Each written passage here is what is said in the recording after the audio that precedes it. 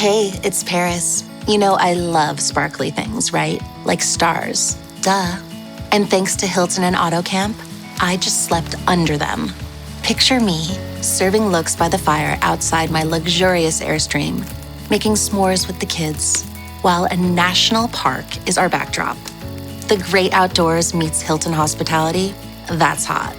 Explore all the new ways to stay at Hilton.com. Hilton for the stay.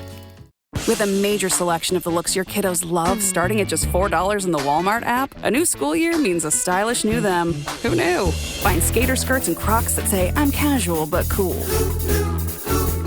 Sparkly sneakers that say, it's my classroom, you're just learning in it. And preppy polos that say, I'm the teacher's pet, even if they're mommy's menace at home.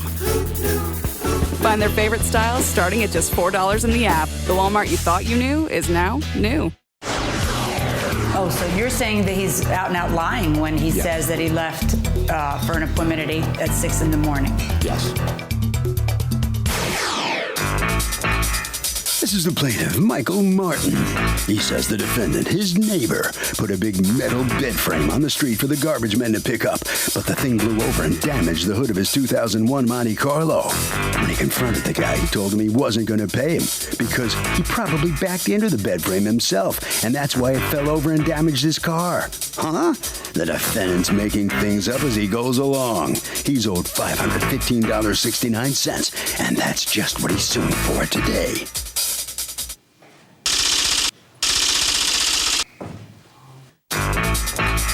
This is the defendant, Kevin Chambers. He says he put the bed frame out on the sidewalk flat on the ground for garbage collection and then left for work. He never leaned the thing up on a tree, has no idea what went on while he was away regarding the plaintiff and his car. Definitely, most positively, doesn't owe him any money for a damaged hood. He's accused of trashing a neighbor.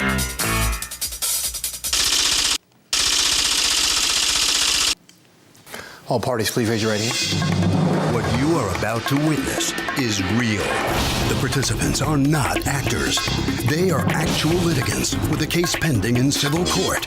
Both parties have agreed to drop their claims and have their cases settled here before Judge Marilyn Milian in our forum, the People's Court.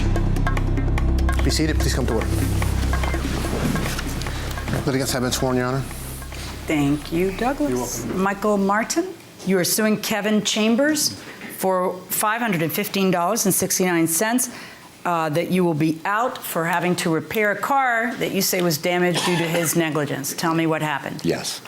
On February 17th, Kevin Chambers put a bed frame and a box spring out against a tree 2 foot from my car, and he left for work, and I watched the frame fell onto my right quarter. You watched it fall? Right on my right quarter panel. Why were you watching? I was having my coffee and getting ready to go to the store. Oh, goodness. Were you inside or outside when you watched it? Outside it. Okay, and so you see it fall. How did it fall? It was a windy day. It was about 30-mile-an-hour winds. What kind of frame was it? Bed frame, metal frame, and a white headboard and footboard. Do you have pictures? Yes, I do. May I see them? Yes, you may. What'd you do when you saw? How did you know it was him? I saw him put the frame and everything out. And it was in front of his house, or these homes? Yes, right out in front of his house. So you had seen him put the stuff out on, yes. And you saw him put it 2 feet from your car, and you weren't worried then? You didn't say, hey, wait a minute, maybe not? Or that's where people put out their garbage? Not really, but I seen it, and that's what happened. It fell against my car. Okay, so you not only saw him put it there, but according to you saw it fall. Yes. And all that happened in the space of how much time? About 2 minutes. Okay.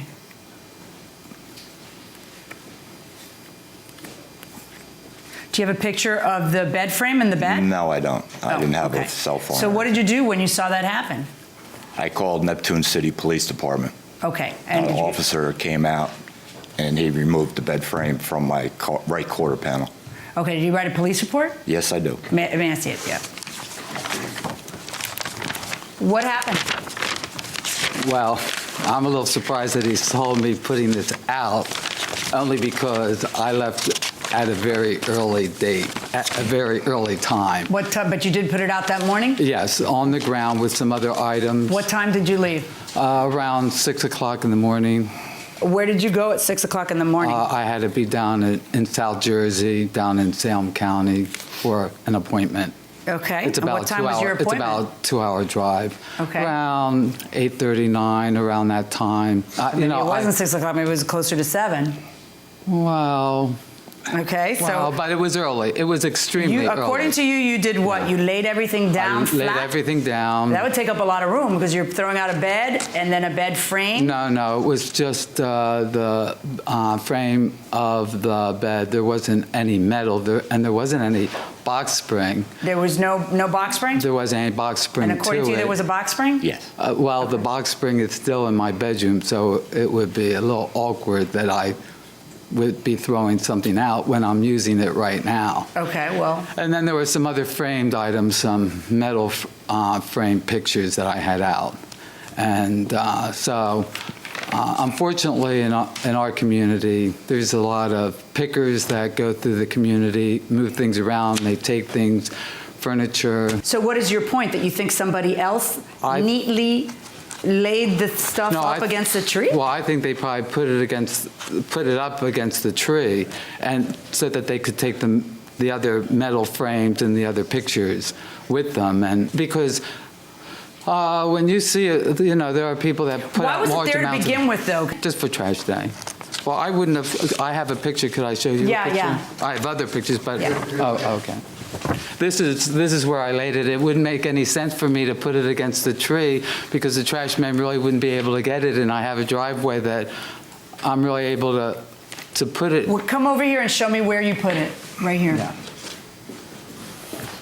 I put it right in this area here, and that way the trash man. What's this area here? The driveway? That's my driveway. Yes. So you put it blocking your driveway? Well, yes. Well, I wasn't going to be home, so it really didn't matter whether it was blocking my driveway because I wasn't coming home until much later, that evening. I came home, I guess, maybe around 5:30 because I was down there all day long.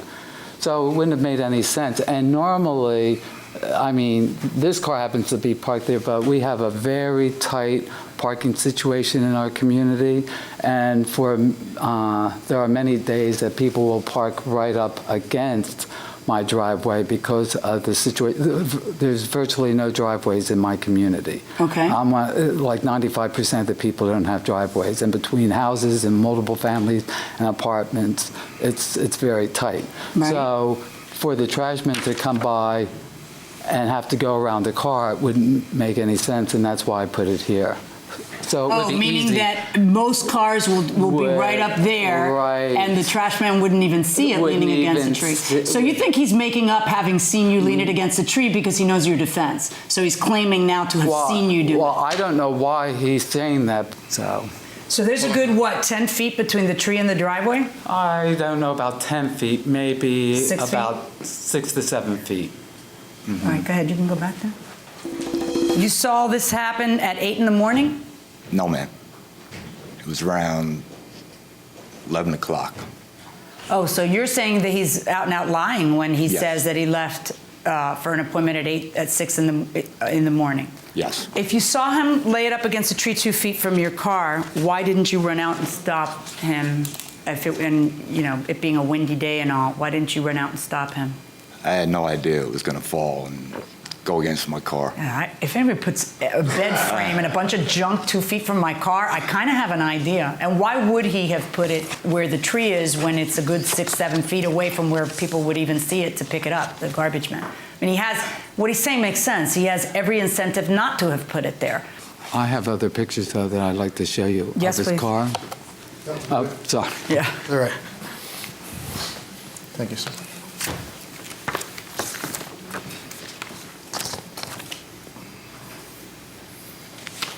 This is his car? Yes, there's multiple damage, not only from the side, but... What year car is this? It's a 2001 SS Monte Carlo.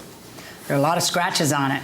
Yes, That's the there is. purpose of these pictures, right? Now, that's what he claims was caused by the bed, but on the opposite side, there's a dent that's just as large, but at the bottom left side, there's severe damage. And the side that was away from the bed. That's gone through repair. And after the repair, it's had damage. Yeah, okay, So, I got it, but that doesn't mean, I have to decide whether this happened or didn't. I don't have to decide, hey, your car is a piece of junk. I mean, that's not well, how I understand do that, but at the bottom of the car there, a lot of people on our street, because, again, of the parking shortage, and desperate to find a space, still make K-turns. So I don't know whether this guy made a K-turn and could have hit What do you whatever. mean a K-turn? Where you back and forth. Yeah, but it's on the side. That would be hard to do. No, but at the bottom there, it's all damaged at the bottom of his. Oh, so you're saying that maybe the damage he's claiming. Well, again, I wasn't there. I was away all day. Was done some other way, and and that he backed it. That's very intricate. Okay. Yeah. It'd be nice if the officer said something, because according to you, the officer sees it leaning on your car, but he doesn't put that in the report. He's the one that pulled. There's a narrative report you can call up. Give me the narrative report. There's a number. They wouldn't give that to me. You have to call for that, Your Honor. I have a number right here and everything. Okay, that's just silly. They would not release the narrative to me. Okay. Did you two ever talk to each other? Yes. Okay. Tell me about that. He comes, that's how you learned that this happened? Yes, he came to my house. And? And he said, come out. He said that this bed hit his car, so I went out. Are you two neighbors, next door neighbors? Across the street. Across the street. All right. So go ahead. And he came and he said, look, this happened, which I didn't really say anything to him, because we have a lot of people in the community that you just have to be cautious of, because the state has taken advantage of our shore community. It has a lot of state people between mental and ex-parolees, so you learn to be cautious and, be kind of passive so you don't create any problem with anything. So I just was quiet, and, I could understand his gripe, but at the same time, it was confusing to me, except that all I can think of is that people moved it, and that's how it wound up against the tree, because it didn't make any other sense. He claims he saw you put it out there. I He's doubt lying that about very that. much. If you're telling the truth, he's got to be lying. There's no middle ground on this. I've never seen the guy up early, so that's why I'm a little surprised that he would even say that. Well, what he says is that it wasn't early. That's what he's saying. No, it was early because, it's a 2.5 hour drive down to the Salem area. There's no way of getting around. When he knocked on your door, was he passive or was he aggressive? To me, he seemed aggressive. He certainly was aggressive later on, shouting across the street and threatening me with calling the police on me, and he left telephone calls. And after seeing the extent of the damage and then thinking that he very possibly caused the damage, I really just separated completely. Okay. So. Welcome back to the People's Court. Harvey Levin here. Are you allowed to put a big metal frame, bed frame, on the street for trash collection? Absolutely not. Why not? That's just, it takes up space and it just gets in the way of everyone. Pedestrians, cars, who knows? What do you think? Absolutely not, too. Same thing. Anybody think you can? No? No, I don't think you can. Okay. Nobody thinks you can going inside the courtroom. I can see definitely that your car was damaged. I'm going to assume for a moment that if I were to gather your evidence for you that you didn't gather by getting the narrative, which frankly you should have gotten, I don't know why they wouldn't give it to you if they give you the other page, but let's assume that he's going to say that he took the thing off. What I got to determine is whether or not that's where he put it. I have several things that are bothering me. I don't think you saw him put it out there. I think that you read his defense and then made your case a little bit better by saying that you saw him put it out there. It doesn't make sense that someone who wants their garbage picked up puts it 7 feet away from where people are going to end up seeing it. If your car was already parked there, the garbage men are not going to see it. So if you can't have it both ways. If you're telling me, well, my car was already there, so he should have realized that he was putting it in a place. Well, then if your car was already there, he knows that the garbage men aren't going to see it. So why would he put it way back there? He'd put it in his driveway where the garbage men would see it. It makes no sense. I think what happened is exactly what he's suggesting, that there were pickers who are picking through stuff, and so they're moving it, and why they would walk 6 feet rather than leaving it on the sidewalk, because they don't care if you get fined, is a little weird too, but, that kind of makes it lean towards your next theory, which is that it was in the driveway, he's K-ing it out, and he hits it, and then all this other stuff ends up coming into play. I don't know how it happened. I just got to determine this. Did you present to me sufficient proof that the way he put out the garbage for the garbage men is negligent in a way that he has to pay you $500 to fix your car? And I find that you have not been able to prove that to me with what has been in front of me, and I find in favor of the defendant in this case.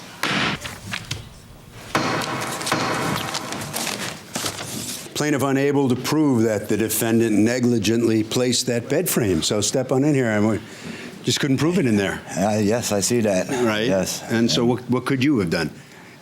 What evidence could you have possibly produced other than police video? Officer with a narrative report that he did remove it from my off that the narrative tree. report. What do you mean by that? What is that narrative that report? explained everything that he did. In writing? In writing, yes. In writing. They wouldn't release that to me yesterday at the police department. Why? Too sensitive?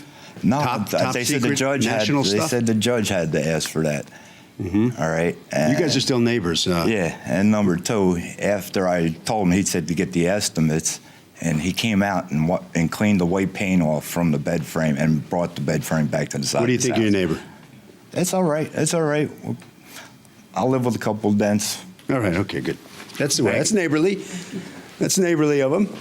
All right. So you satisfied how this comes out here? Definitely. What was it like being sued by your neighbor there like that? Well, it's unfortunate, but it's not as though it's not a common occurrence, you know. Mm-hmm. Now, get along? You guys get along? I don't know him, actually.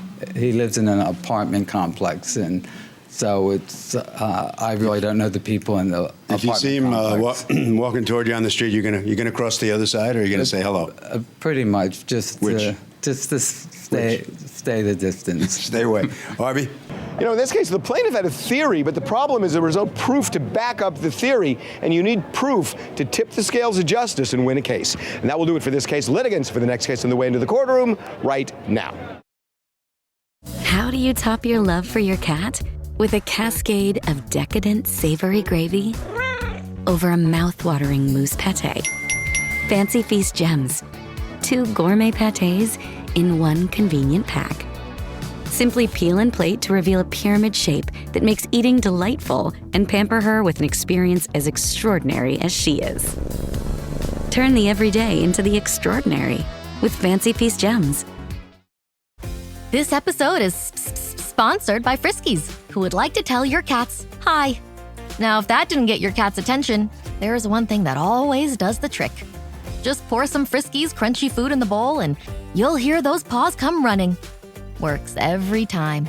With so many Friskies choices, you can always bring your cats running from their secret napping spots. There's always more to explore. See for yourself at friskies.com or visit your local store. This is the plaintiff, Wayne Maychak. He says he gave the defendant 89 items to sell at his consignment shop, and the guy's never returned one of his calls. He also knows he sold all the stuff and is trying to stiff him on what he owes. He's had it up to you-know-what, waiting around for his money, and he's suing him here and now in this court for the $2,046 he's rightfully owed.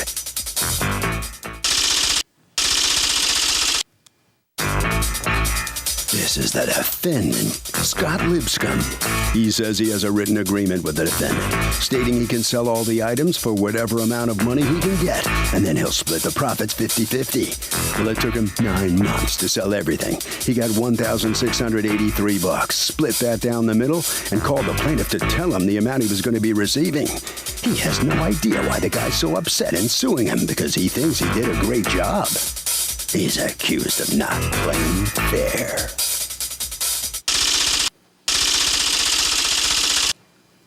All parties, please raise your right hands. Welcome back to the People's Court. Next case on the docket. The plaintiff gave the defendant 89 items to sell in consignment and says that the guy is stiffing him. But the defendant says he did what he was supposed to do. It's the case of Consign on the dotted line. Thank you, Douglas. Wayne Maychak? Yes. You are suing the defendant's company. You've asked us not to mention the name of the company, represented here by the owner, Scott Lipscomb. Yes. Okay, for $2,046, your estimate of what your proceeds should be from consignment items that you put in his care and you believe he undersold or is lying to you about how much he sold them for. Tell me what's going on. Well, I'll give you the long stories. I sold my house back in March of 2012, and because I'm moving from a colonial 2,100 square feet to a ranch house of 1,200 square feet, I was going to have extra furniture. So I got a flyer in the mail that said the defendant would be able to consign some of the items that I couldn't sell. And so I thought that was a great idea. I called him up, and on March 26th of 2012, he appeared at my house, and we went through the items. He took a first crack inventory on it, and he produced this paper. I want to bring to note that up in the corner, he wrote in there that the payment schedule would be if less than $250 the item sold for, he would get 50%. If it was above $250, he would get 35%. Okay, so 2 questions. Neither one of you signed this? I did not sign it because it was like an initial. Did you sign something else? I signed after the items were taken out, after he came in and removed all the items. I signed that. May I see that? Yes, ma'am. And did you folks agree on minimum prices for the items? No. So you were leaving it up to him to decide what he could sell it for? That's correct. I understand how the consignment works. Is that you get a percentage of whatever it sells for. Okay. And does he have a storefront? No, I believe. Where do you sell stuff? We have a combination, mostly online, but we also work in partnership with local auction, and we also have done some through eBay as well, so online auction. Okay. So according to you, you were able to sell his things for how much? We provide a spreadsheet of an itemized list of the items and what they sold for, and it totaled $1,683, Your Honor. Okay. Show me the proof that you sold it for $1,683. Well, we have what we do is we do a spreadsheet report. No, I know. Spreadsheet comes from your hands. I want to see the proof of what it's sold for. If you say that you sell everything on eBay or online auctions, then you have the ability to press a button and show me what stuff sold for. Sure. You have records. Right. So where are your records? Well, we do, like I said, live auction, private sale, I heard and that online part. Do you auction. not have any records of what these items sold for? You're being sued for that. Like, why would you not have a single receipt for anything? Well, a lot of it has the names of the people that we're selling it to, and I don't care. we like to keep what does that have to do with anything? Because you got to keep the fact that they bought a cherry table secret. What are we now? The Verizon and the federal government? I mean, come on, this is silly. I just want to say you could block out the names of the people if they have some big privacy interest, and then just show me what you. I just need to see a little proof, because here's a problem. He thinks that you're a scam artist. He thinks that you sold it for more. You're telling me no. I'm totally ready to buy your defense. I just need a little bit of something other than a piece of paper you wrote stuff on. Why would you not bring me a single receipt? I mean, he can't complain that you sold a cherry table for $40. It's up to you how much you want to sell it for, how much you think you can sell it for. But by God, you can't even show me that you sold it for $40? I mean, I just want a little proof. Sure. Who's we, by the way? Well, I have a part-time person that works for me, and then, that would be me. So we is you. Okay, so why can't I just see a tiny smidgen of proof of what anybody sold stuff for? If I give you access to a computer, you should be able to pull it up, right? Well, it's not all on my computer. It's on my computer at home. That's where we gather up all the receipts. A lot of it's, I do an annual estate sale at my house. Yeah, but you should be able to go into your account on eBay, or you should be able to go into your account on any online auction house. You have an account number and you can access it from any computer, right? Right, but not everything's sold through that one source. So that would require me to print out those separate options. I don't understand. Why would you, this is the whole lawsuit against you. Yes. Why would you not go through the trouble of getting, if not all, some of the 89 proof of purchases, proof of sales, so that I can see that you're not lying? Well, yeah, we do sign an agreement with the client, which says that he is putting his trust in us to sell these items. And I've been in business for 10 years, and I've handled over 300 estates per year. None of which answers my question. So, right? All you got to do is show me what you sold it for. You think that's an unreasonable request on the part of the judge? No, Your Honor. I just want to know that what you're saying is true. I don't take anybody at the, like this is court. You have to have evidence. You have to back up what you're saying. You have uniquely within your power the ability to prove to me what things sold for, other than just that you type it on a piece of paper and come in and say, trust me. I mean, I want to know that you actually sold this stuff too.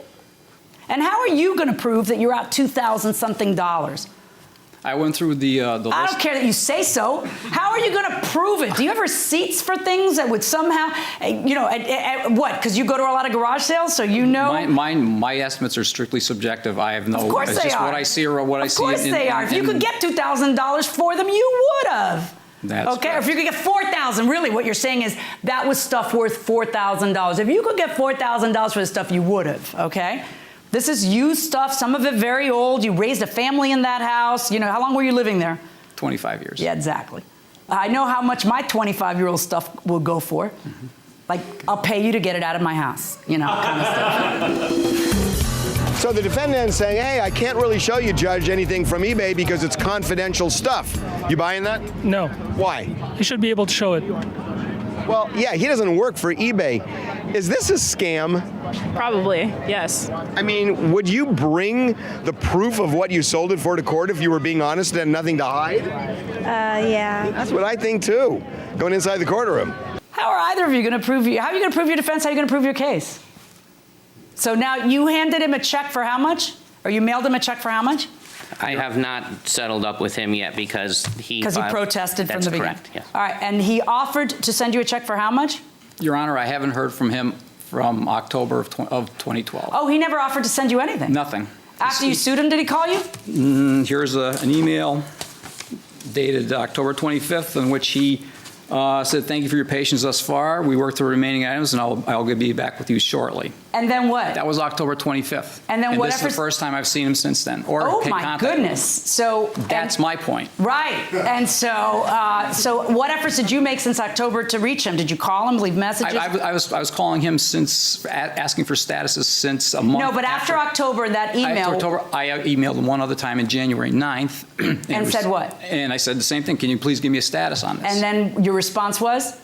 Nothing. Nothing. I heard, and I've also sent him certified letters in March saying that, I'm going to take legal action. Just give me a status. Did you hear a response? No, I did not. Okay. They were signed for. After you sued him and he got served, did he call you? He did not. Really? How do you explain all that if you're on the up and up? Your Honor, I did leave him a message on February 1st, and then I started receiving complaints from, record of a complaint from the Better Business Bureau, and then shortly after that, Consumer Protection for the state.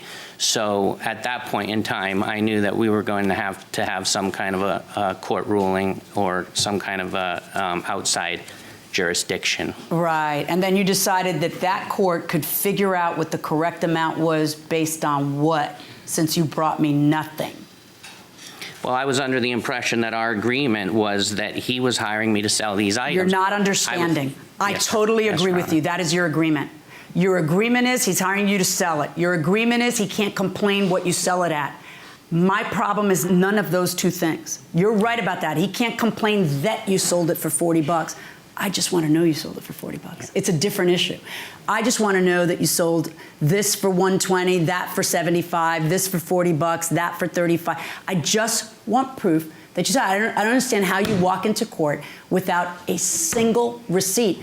And if you're selling it at a flea market or something, I understand. But according to you, you're selling it online, which means there's an automatic record of absolutely everything that you sold. And you've brought me 0 of the 89 to show what you sold it at. Because what I can't have is you taking people's property, claiming that you made less so that you can shortchange them. That's the only thing we're here about.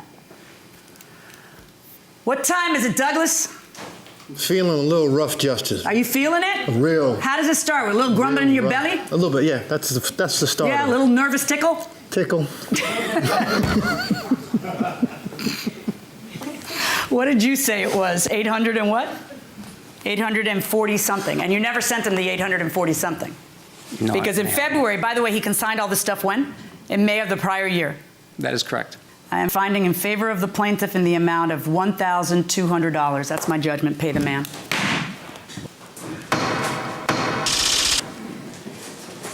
So come on out here. A little rough justice goes against you. What's your reaction? And no receipts, no records of sales, nothing? What kind of business is that?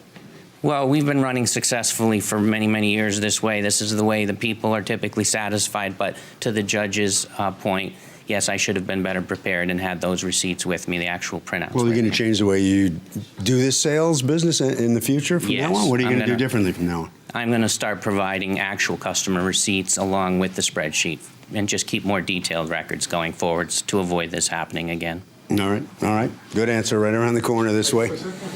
All right, so good thing for you that Officer McIntosh's stomach rumbled a little bit. You didn't have any proof either, but you came out with something. Oh, that's correct. Yeah, I feel that all I wanted was a response from the guy. He never got back to me for months on end. What do you think happened here? I think he lost my list of stuff. Lost it? Something happened. Right. He has my stuff, but he has no inventory. Do you think he sold your stuff for more than he's trying to? No, I don't think so. No, I just feel that if you pull that kind of stuff off, in years back in the day, I think something else could have happened if you didn't pay what you're supposed to pay. Harvey?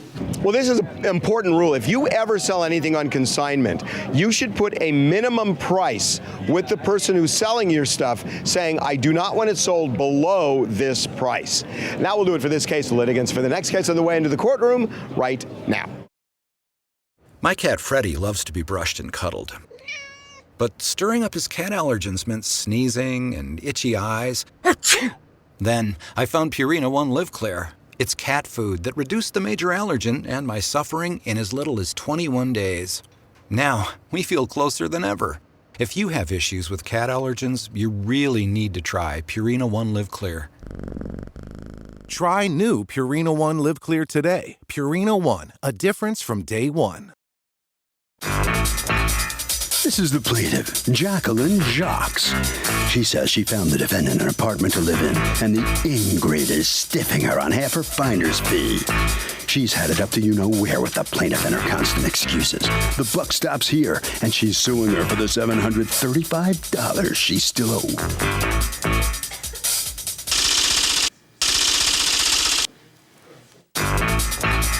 This is the defendant, Darlene Ford.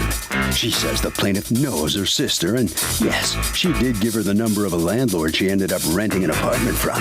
The plaintiff told her not to worry about paying the broker's fee, so she didn't. Now, the woman's turning around and suing her for it? Maybe the plaintiff's hard up for cash or something. She's accused of stiffing a broker.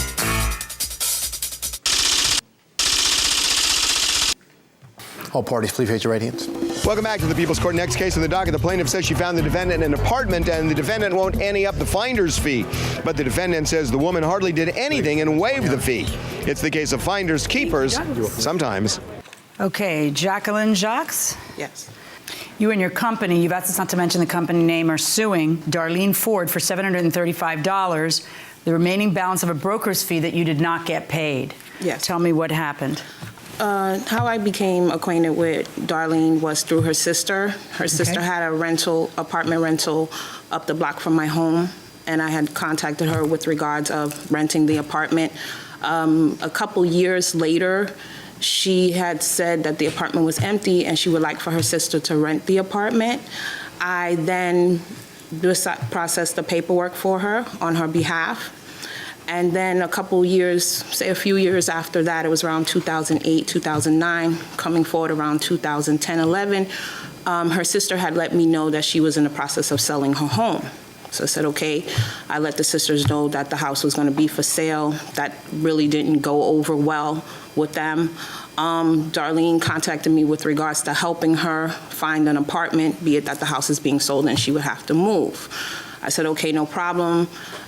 She gave me a preference that she wanted to be in Queens. However, some of the apartments that I did show her in Queens, they were not feasible for her. I had found an apartment for her from a landlord that I used to work with before. I had sent him countless applicants for the apartment, but he was more or less flirting with me versus me getting the business for renting. Did you show her other apartments? Or yes, no? I did. Okay, that were in Queens? Yes. Oh, okay. That you physically showed her? Yes. Okay, how many? I believe I showed her 2. Okay. I spoke to her with regards to this apartment. I let her know what the situation was with the landlord. I really wanted her to get a place because the time was winding down as to the house was being sold, and I wanted her to have a place for her. And you wanted a fee? Yes. Yeah. I discussed with her, I let her know that, okay, it's the same rules that applied before. You apply for the one-shot deal, you get the security. What's the one-shot deal? Sometimes when you're unable to pay on your own, the first month's rent, the security, and the broker fee, the city agency helps you pay for your rent. Okay. At the time, there were some changes going on, and I did let her know. Okay, but you were educating her to that? Yes. About that? Now, what is your job? I'm on disability. All right, so go on. I let her know with regards to there may be some changes. We put the paperwork through. So you put through, I'm not, does Section 8, hold on one second, let me just, we're talking about Section 8, right? Yes. Does Section 8 pay a broker fee?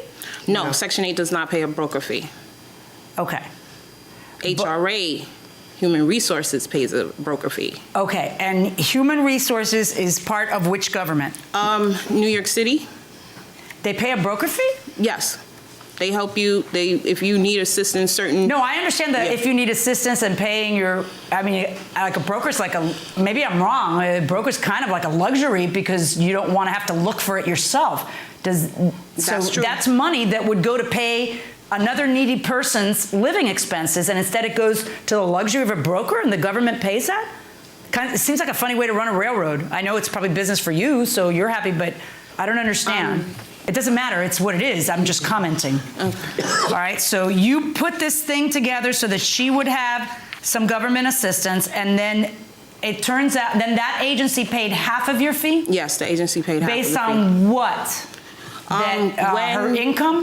It's sort of like you have to apply for assistance. I want to understand, what do you do for a living? You're on disability? Yes. For how long? Since 2003. Okay, all right, so the agency paid half of her fee. Right. Why won't you pay her the other half? Okay, like I told Jackie in the beginning, I said that I don't have the money to pay you, but I will get help from social services and give you that. I told her in the beginning I didn't have the money to pay her the rest. But you sent a contract saying that you I haven't signed anything. Oh, you didn't? No, I did not. Can I see what you showed me? Okay. And if there was a contract signed, it had to be signed when I first met Jackie for the first apartment. But this second one, I didn't sign anything.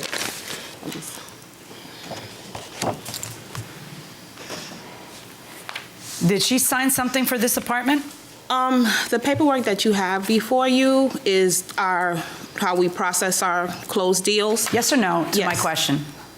To my knowledge, I looked over, she has an application that she filled out. I'm sorry, do you have a broker agreement for this apartment? There's a voucher requesting for payment. I don't know what that means. Do you have a broker agreement that she signed regarding this apartment, yes or no? No. Why can't you just be honest and say no? No, I'm not trying. Okay, do you have a broker agreement on other apartments that you showed her? So, if this plaintiff doesn't have a broker's license, is she out of luck? That's the question. I'm afraid so. Why? Because there's no agreement. There's no written agreement. Well, the deal is, everybody agrees there was an agreement. The problem is the plaintiff didn't have a license to do the job. Is she out of luck? She's out of luck. Even if she found it? Even if she found it, she's out of luck. Because? She didn't have an agreement. Well, she didn't have a license. She didn't have a license. Well, there you go. Gee, I'm glad you thought of that. That was good, going inside the courtroom. Do you do a different agreement each time you show her an apartment or no? No, because we spoke, we corresponded, because she lived up the block from me. So how'd that work out for you? Not so good, right? Because look at you, you're having to sue. All right, so I guess in the future, you'll get a signature of any tenant who wants you to work for them, right? I have an application. The process that I have them fill out an application whereby I have a copy of their photo ID, their pay stubs. That's very nice. Do you have something saying they acknowledge that they're going to pay you X? No. That's called a contract. That's the broker agreement I'm talking about, right? Okay. You know what I'm talking about. Okay. In other cases, you have it, right? Yes. Did you know that she wanted, how much is your broker fee on this case? The equivalent of 1 month's rent. Which was $14.70. Okay. Did she tell you, I want $14.70? Well, we talked about it, and I told her, I explained to her, I said, I need a little help trying to find a place because it was an emergency move. I told her, I said, unfortunately, I don't have the money to give you. But she told you she wanted $1,470. She didn't ever state what she wanted. She would tell you she wanted 1 month's rent of whatever place you That's find. what it would be, yeah. Okay, so you knew that was her fee. Yeah, I knew that. And you agreed to pay her fee. I said to her that I didn't have the whole thing, that I would go to the Department of Social Service. Well, that's fine, but if you go and they don't give it to you, but you've agreed to pay the whole thing, why don't you have to pay whatever social services didn't pay? Well, I would have had to try to come up with the money. I would have just borrowed it like I did for the security deposit. Right, but you didn't. I would have tried. I understand that, but so when she works for you and and finds you all these apartments, she thinks you're going to pay her. Yeah, but I want to say something also. She said she showed me several apartments. I want to know where those apartments was, and then the one that I just moved into. She didn't show me that apartment, but what she did was give me a phone number and told me to call the guy and see if he was still renting. That's the guy who was flirting with you? Yes. Okay. Renting the apartment. So I called the guy. I did all the walking and going to his house to check on the apartment and see if I can get the place. All she really did with that was give me a phone number. Well, all she really did was find it for you. Well. Right, and then help you fill out your Section 8 paperwork so that you could get, right? Yes or no? And then help you fill out your paperwork so that you can get government benefits. She did that too, right? I filled out the paperwork. She looked over the paperwork to make sure I did everything. Who obtained the paperwork? I did. I got the paperwork from the housing. Okay. They give you a package. Okay. So they gave me the package and I filled out all the paperwork. I asked Jackie, could she go over the papers? I did. Can she help me to make sure I did it right? Okay. I find that you owe her the remaining fee. All right. The law in the state of New York is that they earn their fee when they make the match. I understand what you're saying. Oh, she didn't even take me there. Okay, she didn't meet you there. But it's based on the address she gave you in the landlord's image that you found an apartment that you liked. And you knew beforehand, according to your own testimony, that her fee was 1 month's rent. Okay. And then that's the place you find. And then, some of your bills do belong to you. $735, verdicts for the plaintiff. All right, ladies, just hold on right there, please. Well, let's find out what the defendant's reaction to the judge's ruling that the plaintiff is entitled to her fee. Well, I guess she is, but I feel as if I did most of the work for her. None of her paperwork or anything was done correctly. I never signed anything with her. But if that's what it is, then that's what it is. That's what it is now. Yeah. Because the ruling is in. But okay. At least she sent you to the apartment, right? Found it for you anyway, right? Oh, sure, yes. She did something. Yeah, she did. She's got to get something for her work. Well, anything that's else? True. No, that's it. Thank you. That's all you got? All right. All right, right down there. All right. All right, so step on out here. All right, you got a smile on your face. I'm very happy. I'm very happy. What people fail to realize is when they solicit a realtor to do services for them, they have to pay, regardless of the circumstances. And my lesson learned is that not all the time you can befriend someone that you do business with. Okay, Harvey. Okay, I talked about this a couple of days ago, but somebody on our staff really suffered a horrible tragedy, and really the whole staff did as well. She was pushing her baby stroller, and somebody was driving along in a bus and wasn't paying attention and was texting and hit a light pole, and the light pole fell and it hit the baby stroller and killed the baby.